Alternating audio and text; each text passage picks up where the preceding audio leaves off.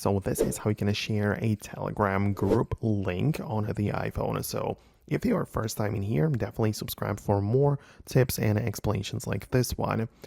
Anyways, you open up your Telegram app and you need to be part of the channel that you want to share. You can get inside like that, and at first just tap on the icon in at the top right, so you can get like this view of that thing, right, of the channel.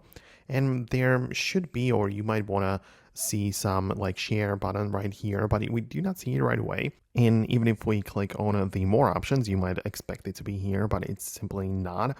So instead, what we have to do is to click on the channel settings in here. So that's indicated by the orange icon, and you can see we have the invite links, and it might be one or even more. So you can copy the existing invite link, and you can even just change some settings about it. Like you can even get like a QR code or delete it, come up with a new link so you can share it to a different set of people. So it's pretty versatile in that sense, and you can even create more of the links right here. And it's really nice because you can obviously copy the link, but if somebody joins through that link, you can see how many people, and it gives you sort of like data about it. So it's pretty nice to track it this way. So that's pretty cool.